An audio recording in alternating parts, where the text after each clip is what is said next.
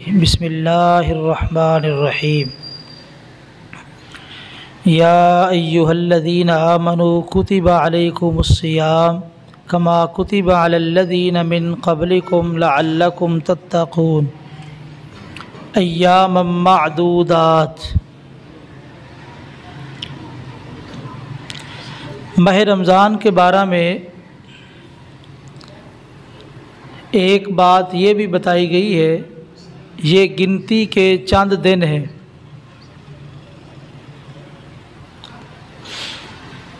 आप देखिए, कल की बात है कि माह रमज़ान की आमद थी। आज अल्हम्दुलिल्लाह हमने 7वां रोज़ा रखा है।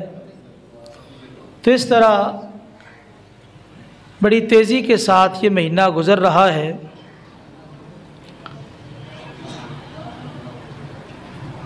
एक मुबसिर ने बड़ा अच्छा तबसरा किया है कि अगर आपको रोज़ा रखने में मुशक्क़त महसूस हो, तंगी महसूस हो, तो आप ये कलिमात पढ़ के अपने आप को तसल्ली दे ले, अय्याम मादूदात, गिनती के चंद दिन। अगर रात को क़याम करते वक़्त आपको मुशक्क़त हो तो फिर भी आप अपने आप को सहारा दे सकते हैं, तसल्ली दे सकते हैं कि ये लंबा चौड़ा प्रोग्राम नहीं है, बल्कि एक महीने का मसला है। तो इसलिए हमें इन गिनती के चंद दिनों में भरपूर मेहनत करनी है। और भरपूर मेहनत उसी सूरत में हो सकती है जब हम हर किस्म की सुस्ती और काहली को छोड़ दें।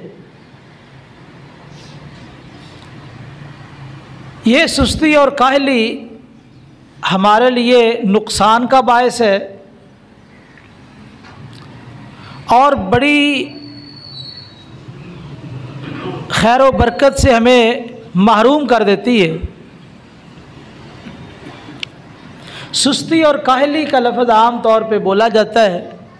इससे क्या मुराद है कि इंसान अपनी ज़िम्मेदारियों को वक़्त पर अदा ना करे। उज़र क्या था जी? कोई उज़र नहीं।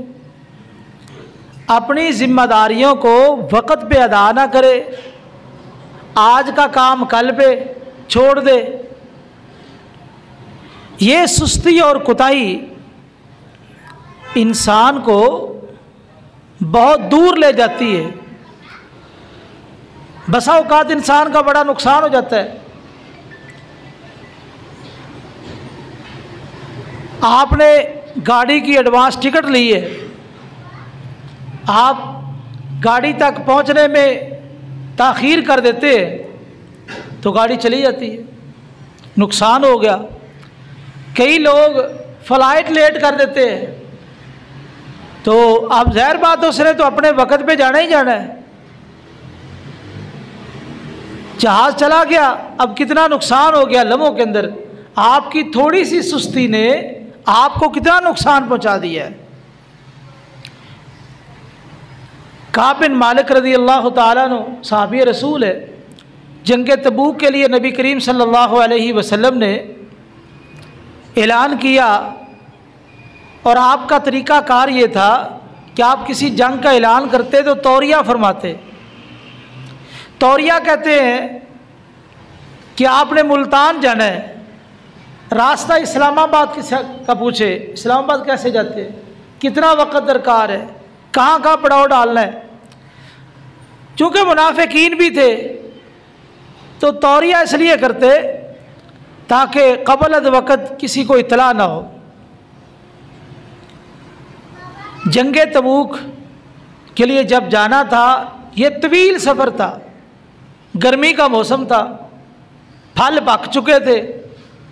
आपने पूरी वजाहत और सराहत के साथ बता दिया कि हमने तबूक में जाना है ताकि अच्छी तरह तैयारी हो जाए। काब बिन मालिक रज़ी अल्लाह ताला अन्हु, हिलाल बिन उमैया, मुरारा बिन रबी रज़ी अल्लाह ताला अन्हु, ये तीन साहबी जंग से पीछे रह गए। आप चले गए। पीछे रहने का सबब क्या था? सुस्ती। कोई उज़र नहीं, कोई बहाना नहीं, सिर्फ सुस्ती की बिना पे जंग से पीछे रह गए। काब बिन मालिक रज़ी अल्लाह ताला अन्हु बयान करते हैं कि मेरे पास इतनी आसानी कभी ना थी। 2 सवारियां थी, बाकी भी अल्लाह की रहमत थी। मैंने कहा तैयारी का मसला ही कोई नहीं है, कर लेते हैं, शाम करता हूँ, सुबह करता हूँ। करते कराते वो दिन आ गया जिस दिन हुजूर ने निकलना था। तो मैंने सोचा कि परेशानी वाला कौन सा मसला है, मेरे पास सवारी अपनी है, मैं आज ये जा रहे हैं, सुबह सवेरे तैयारी करूँगा और अपनी सवारी पे इनके साथ जाके मिल जाऊँगा।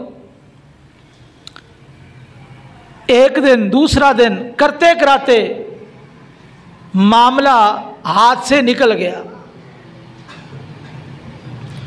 कहते हैं कि अब मैं देखता हूँ मदीने में या तो कोई उज़र वाला बंदा नज़र आता है या मुनाफिक नज़र आते हैं। मैं तो बड़ा परेशान हुआ। आप तबूक जा रहे हैं, रास्ते में आपने एक मुकाम पे पूछा कि काब बिन मालिक नज़र नहीं आ रहा, तो साहबा ने कहा कि वो नहीं आया। किसी ने कह दिया कि बीवियों में मशगूल होगा, साथी याद रहे तफन्नन को बात कर ही देते। खामोशी हो गई। जब आपका वापसी का प्रोग्राम बना तो काब बिन मालिक रज़ी अल्लाह ताला खुद ही बयान करते हैं कि मैंने अपने ज़हन में बड़े झूठ बनाए कि आप आएंगे तो मैं ये झूठ बोल दूंगा, ये झूठ बोल दूंगा। लेकिन जैसे जैसे आपकी आमद की खबरें आ रही थी, मेरे दिल से सारे झूठ निकल रहे थे।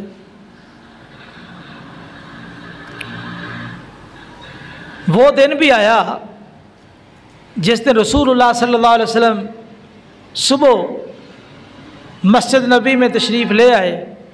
आपकी आदत मुबारक ये थी, आप जब सफ़र से वापस आते मस्जिद में आके 2 रकत नमाज पढ़ते और उसके बाद मुसलमानों के लिए बैठ जाते, उनके मसाइल सुनते, मुलाकात करते और उसके बाद अपने घर तशरीफ़ लेके जाते।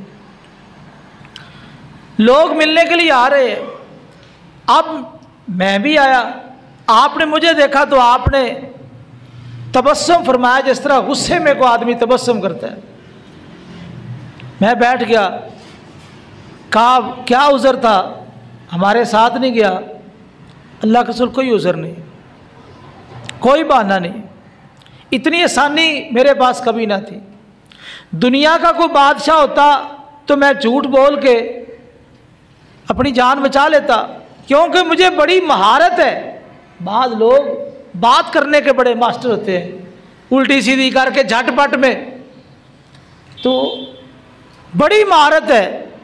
दुनिया का आदमी होता तो मैं अपनी ज़ुबान की तेज़ी की वजह से उससे निजात हासिल कर लेता। लेकिन साफ बात यही है, सच्ची बात यही है, कोई उज़र नहीं था। आपने फरमाया उठ जा, अत्ता कि अल्लाह तेरे बारे में फ़ैसला करेगा। हिलाल बिन उमैया को भी यही कहा, उन्होंने कहा कोई उज़र नहीं।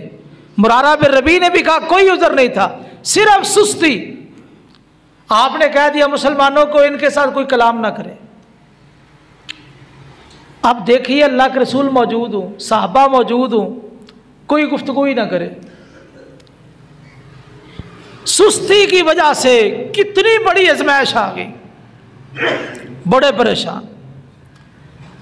कहते हैं एक दिन मेरे चचा का बेटा कतादा, मैं उसके बाग में गया।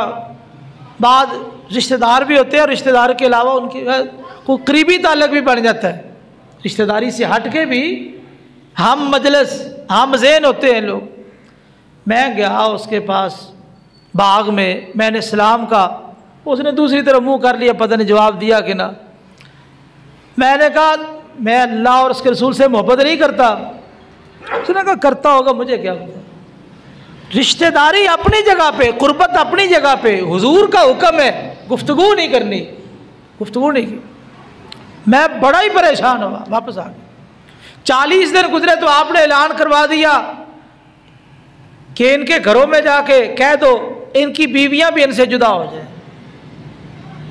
हिलाल बिन उमैया, मुरारा बिन रबी, ये दो साहबी, इनकी बीवियां की अल्लाह के रसूल, वो तो पहले ही बुजुर्ग है और रो रो के नडाल हो चुके हैं, वो ख़त्म हो जाएंगे, तो आप कुछ इजाज़त दे। कहा ठीक है, तुम उनकी खिदमत कर सकती हो, तुम्हारे साथ ताल्लुक़ कायम नहीं होना चाहिए। काब बिन मालिक को भी घर वालों ने कहा भी तू भी जाके इजाज़त ले ले। उसने कहा मुझे तो हया आती है। करते कराते 50 दिन गुजरे। कुरान कहता ज़ाक़त अलैहिल अर्ज़ु बिमा रहुबत, ज़मीन बावजूद फराख होने के इन पे तंग हो गई। यानी आदमी को कोई बुलाए ही ना। और फिर मुआशरा वो है कि अल्लाह के रसूल मौजूद है, सहाबा मौजूद है, बड़ी तंगी। उसके बाद 50 रातों के बाद अल्लाह ने फिर आयात नाज़िल की और इनकी तौबा को कबूल किया। और फिर ये नबी करीम सल्लल्लाहु अलैहि वसल्लम के पास आए। नबी करीम सल्लल्लाहु अलैहि वसल्लम ने खुशी का इजहार किया, आपका चेहरा खुशी से चमक रहा था। तो कहने लगे अल्लाह के रसूल, अल्लाह ने मेरी तौबा कबूल की है, मैं अपना सारा माल अल्लाह के रास्ते में सदका करता हूँ, सारी ज़मीन। कहा नहीं ऐसे कर, खैबर का हिस्सा रोक ले, बाकी सदका कर दे। तो इस सारे वाक़े में जो खुलासा आपके सामने रखना चाहता हूँ कि सुस्ती की बुनियाद पे 50 दिन इनकी ज़िंदगी में ऐसे आए कि ना वो ज़िंदगी थी ना मौत थी। तो ये सुस्ती के नुकसानात हैं कि इंसान बड़ी खैर व बरकत से महरूम हो जाता है, बड़ी अच्छाइयों से महरूम हो जाता है। तो इसलिए माह रमज़ान जा रहा है, तेज़ी से जा रहा है, इसको कीमती बनाओ, इसको कीमती बनाओ। कई लोगों ने अज़म कर रखा है कि ये महीना तो सोने का महीना है, नमाज फजर पढ़ते हैं और ज़ोर तक आराम से सोते हैं। जो पंजाबी घोड़े बेच के सोते हैं, कश्तियाँ जला के सोते हैं, सिर्फ सोने का महीना है। जोर के बाद कहते थकावट हुई है नींद की वजह से, थकावट दूर करने के लिए फिर घंटा सो गए, को मजलिस लगा ली। इसी तरह असर के बाद भी इधर उधर फिर फिरा के को फेसबुक चला ली, यूट्यूब देख ली, चलो जी वक्त हो गया जी, रोज़ा रख लिया जी, माशाल्लाह माशाल्लाह। बेहतरीन रोज़ा वो है जिसमें इंसान अल्लाह का जिक्र ज़्यादा करता है, कुरान ज़्यादा पढ़ता है। जो नींद है ये तो ज़्यादा से ज़्यादा 6-7 घंटे जो हुक्मा और डॉक्टरों के कौल के मुताबिक इतनी काफ़ी इंसान के लिए, लेकिन जवान आदमी तो इससे भी कम सोए। अल्लामा इहसान ज़हीर रहमहुल्लाह बड़े अजीम इंसान गुजरे, अक्सर लोग उनको जानते, अल्लाह ताला उनकी कब्र नूर से मुनव्वर फरमाए। सिर्फ 24 घंटों में से 4 घंटे सोते थे, सिर्फ 4 घंटे उनकी नींद थी। इतनी मसरूफियत के बावजूद उन्होंने 24 किताबें लिखी है, 24 किताबों के मुसन्नफ है, और किताबें भी वो लिखी है जो बहुत गहरे मुताले वाली है, यानी आम चलती फिरती किताबें नहीं, गहरे मुताले वाली किताबें लिखी है। तो ये अल्लाह ताला उनको एजाज़ अता करते हैं जो सुस्ती छोड़ दे। सुस्ती के बड़े नुकसानात हैं, बंदा अल्लाह से दूर हो जाता है। एक हदीस में है जो बंदा सुस्ती की वजह से 3 जुमे छोड़ दे, अल्लाह ताला दिल पे मोहर लगा देते हैं। इसी तरह नमाजों में सुस्ती, माह रमज़ान में फजर के अंदर सुस्ती, कई उसी तरह सहरी खा के उसी तरह सो गए। शाम को इफ्तारी के वक़्त इफ्तारी करते करते जमात चली गई, कितना बड़ा नुकसान है। और इसी तरह अब खाने की इतनी फिक्र है, हम ये समझते शायद ये महीना खाने के लिए है, कि आप खाना है तो नमाज बड़े फ़राइज़ अदा करें तो उसके बाद आप खाना खा लें। लेकिन हम ऐसे खाना खाते जिस तरह ज़िंदगी का आखिरी खाना है, शायद इसके बाद मुयस्सर आए कि ना आए। तो खाना आप खाएं और इसी तरह अजान शुरू होती है तो इफ्तारी होती है। अब हमारा इम्तिहान भी है, सारा दिन रोज़ा रखा है ना, हमारा इम्तिहान भी। अजान का जवाब नबी करीम सल्लल्लाहु अलैहि वसल्लम फरमा के देना चाहिए। जब तुम मुअज्जिन की अजान को सुनो तो जिस तरह मुअज्जिन कह रहा है उस तरह तुम कहो। कितने लोग हैं जो अजान का जवाब देते हैं। मैं किसी को शर्मिंदा नहीं करना चाहता, सिर्फ तज़कीर के लिए, याद दहानी के लिए भी अजान का जवाब दो।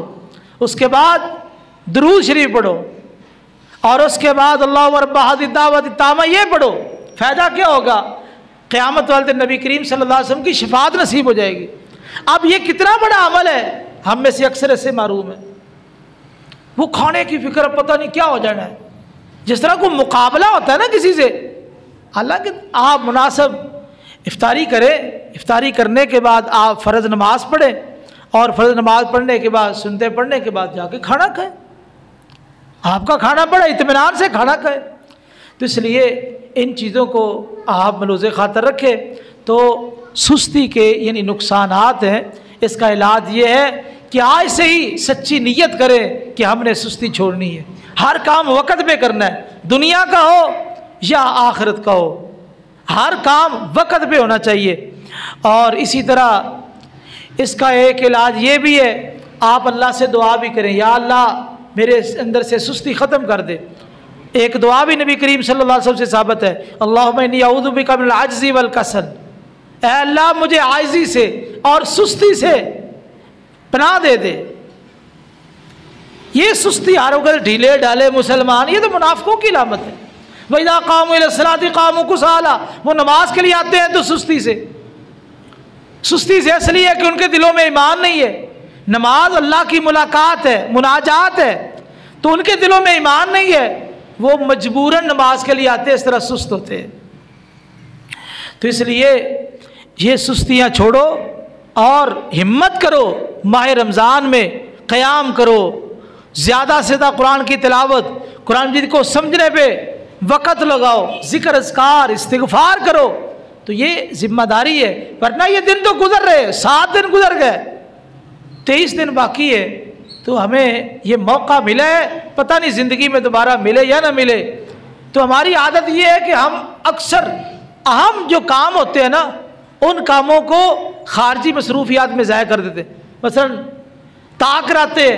ताक़रातों में हम जो है मशगूल हो जाते हैं, कोई प्रोग्राम रख रहा है, कोई खाने पीने के प्रोग्राम, कोई इधर के, हम इस तरह सवाब जमा करना चाहते हैं। जबकि नबी करीम सल्लल्लाहु अलैहि वसल्लम ने क्या फरमाया, मन काम लैलतुल क़द्र ईमानन व इहतिसाबा, जो क़याम करता है इस रात का, क़याम करने वाले को अजर मिलेगा। बाकी जो दूसरे एहतमाम करने वाला है उसको वो अजर तो मिल सकता है हल्का फुल्का, लेकिन असल जो लैलतुल क़द्र का हुसूल है वो क़याम है। तो खैर हम आज से ही अज़म करें, अपनी सुस्तियाँ ख़त्म करें, जितना आपको फ़ारग वक़्त मिलता है आप उसमें अल्लाह का ज़िक्र करें। अल्लाह ताला से दुआ कि अल्लाह ताला हमारी सुस्तियों कोताहियों को दूर फरमाए और हमारे अंदर जोश और जज्बा पैदा फरमा दे। हम दीन के कामों को भी पूरी तरह अंजाम दें और दुनिया के कामों को भी अच्छी तरह पाया तकमील तक पहुँचाएँ। अल्लाह ताला हमें तौफ़ीक नसीब फरमाए। अक़ूलु क़ौली हाज़ा व अस्तग़फ़िरुल्लाह ली व लकुम व लिसाइरिल मुस्लिमीन वल मुस्लिमात।